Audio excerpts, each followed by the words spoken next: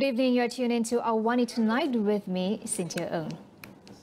Malaysia and South Korea have officially elevated their bilateral relations to a strategic partnership. Now, this milestone comes after Prime Minister Datuk Seri Anwar Ibrahim's meeting with South Korean President Yoon Suk-yeol in Seoul. As the Prime Minister concludes the second day of his three-day visit, the focus remains on strengthening trade ties and promoting Malaysia as an attractive investment destination. Our correspondent Irfan Faruqi reports from Seoul with the latest details.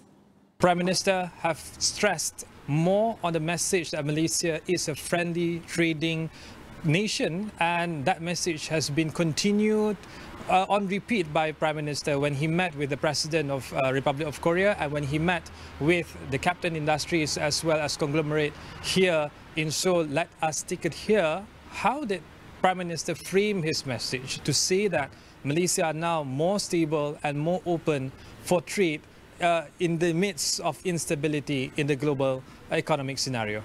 No, fortunately, our government now, the leadership, is determined to make whatever change necessary to make Malaysia attractive with correct policies, reasonable incentive, and proper adequate infrastructure, which also includes training and getting professionals with discipline and the technical know-how.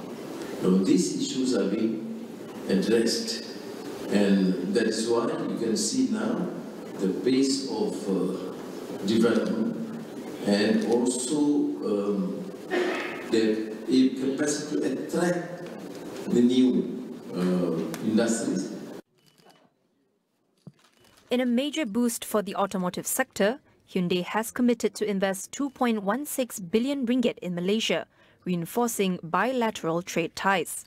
The agreement, finalized after Datuk Seri Anwar Ibrahim's meeting with Hyundai officials on Monday, will see the construction of an internal combustion engine and hybrid car manufacturing plant in Kulim, Kedah. According to Investment, Trade and Industry Minister Datuk Seri Tengku Zafrul Abdul Aziz, production is expected to begin by mid-2025, with 7 models planned over the next 2 years, positioning Malaysia as a key export hub.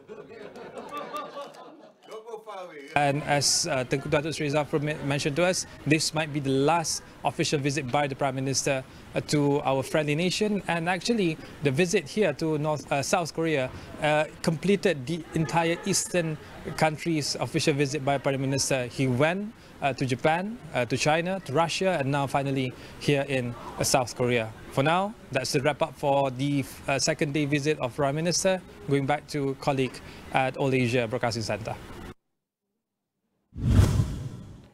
The government welcomes the proposal to impose certain conditions for senior citizens to renew their driving licenses amid a recent surge of road accidents involving the elderly. However, Transport Minister Anthony Loke says further studies are required before a decision is finalized. Kita menerima baik cadangan laporan tersebut, tetapi ia perlu diteliti dengan lebih lanjut sebelum sebarang keputusan dibuat oleh pihak kementerian. Jadi apa-apa syarat tambahan ini kita sentiasa berhati-hati supaya tidak memberikan implikasi yang negatif apabila ada sesuatu syarat baru dikenakan.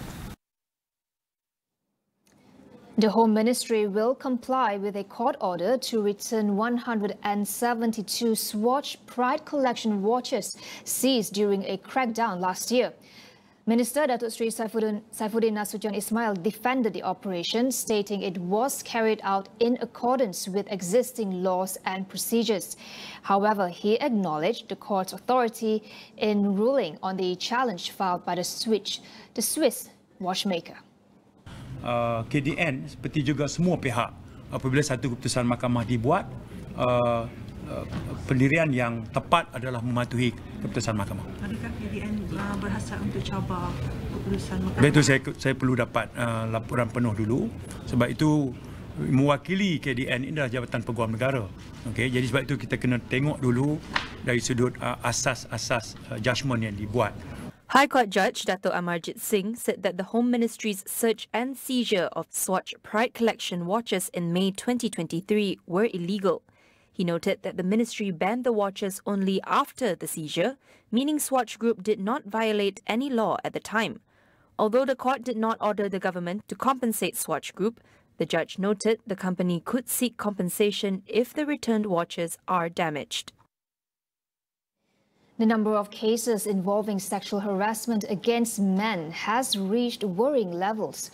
According to Women, Family and Community Development Minister Dato' Sri Nancy Shukri, over 1,000 cases were recently recorded. However, they are not reporting to the police but choosing to file complaints at social support centres instead.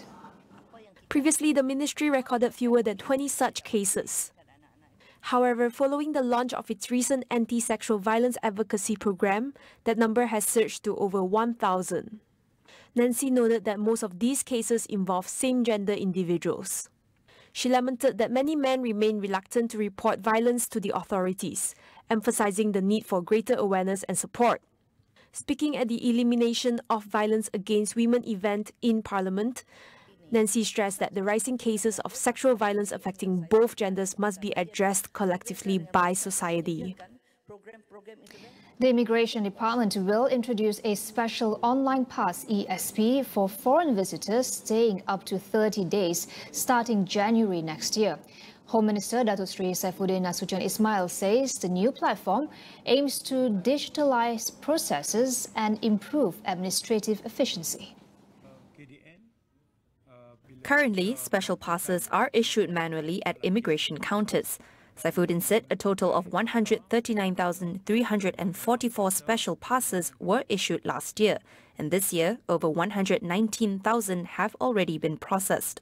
The new ESP platform will allow applicants to handle their cases online, easing congestion and assisting those awaiting visa decisions or facing emergencies like hospitalization or natural disasters. The government needs to amend certain acts before the multi-lane fast flow MLFF toll payment system is implemented to prevent an increase in highway users who evade paying tolls.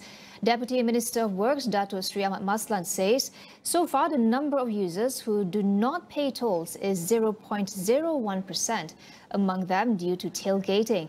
And without toll barriers, this could increase. The decision on the MLFF system is expected to be finalized on December 16th. As of now, 20 highway concessionaires are in negotiations to adopt the system, while 13 have yet to agree. In related news, efforts are underway to improve the efficiency of the radio frequency identification, or RFID, system on highways. Currently, 580 out of 2,348 toll lanes use RFID, with plans to increase this number. We will be back with more after the break.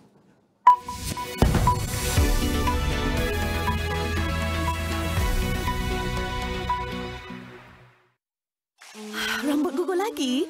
Macam mana Gunakan Pantene Baharu dengan provitamin mikro yang meresap dan menguatkan rambut dari dalam. Rambut 10 kali lebih kuat terhadap rambut gugur. Pantene Baharu. Sesi pencalonan High Council. 3, 2, 1. Kau nak jadi amlah kau. Kulit tu cepat kau saja. Kementerian Dalam Negeri memberi lampu hijau supaya pengesanan dadah dilakukan terhadap pengguna web. Tahap integriti warga polis di Raja Malaysia PDRM masih membimbangkan walaupun peringatan dan amaran diberikan berulang kali. Anwar menegaskan bahawa negara ini tidak mengiktiraf Israel secara de jure meskipun keberadaan negara itu di peringkat antarabangsa. Malaysia tidak akan meminda peta sempadan maritim dan tetap mempertahankan kawasan dan kedaulatan negara di Laut Cina Selatan.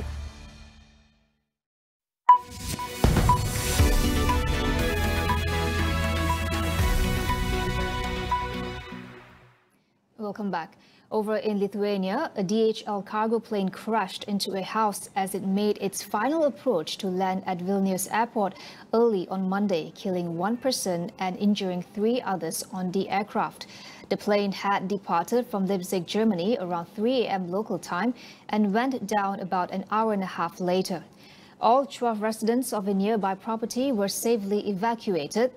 The cause of the crash remains unknown. Lithuanian authorities have launched an investigation. Preliminary reports indicate that there was no explosion before the crash. The aircraft involved was a 31-year-old Boeing 737-400.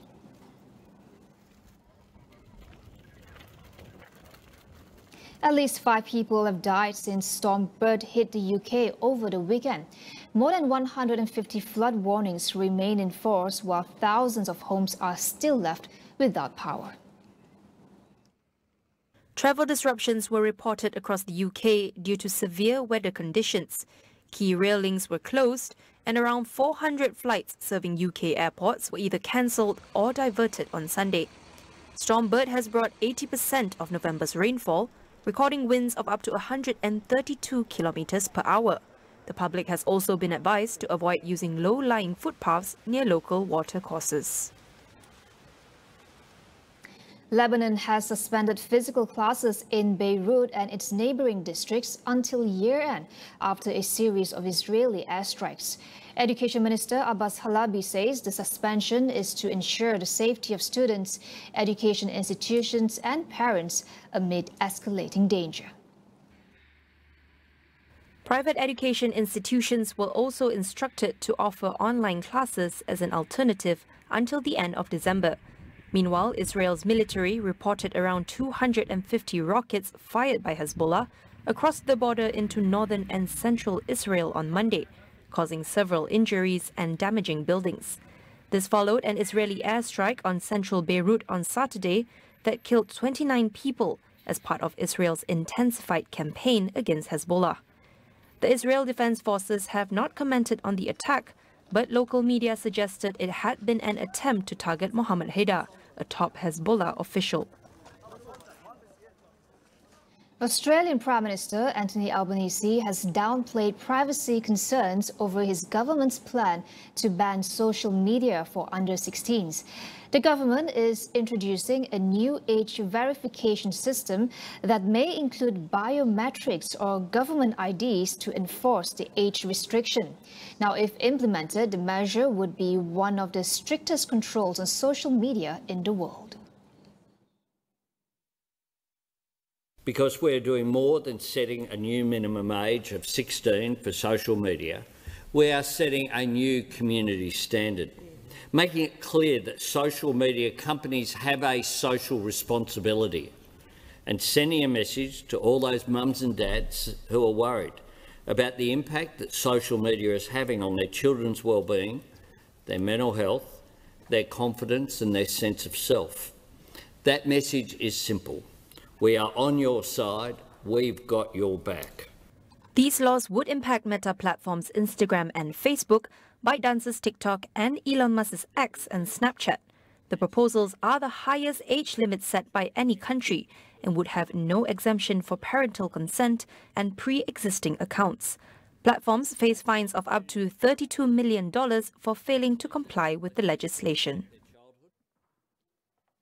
That wraps up AWANI Tonight. Do check out our web portal, keeping you informed on the critical events shaping our world, all in one place at international.astroawani.com. That's all for now. I'm Cynthia Ng. Thank you for watching. Good night.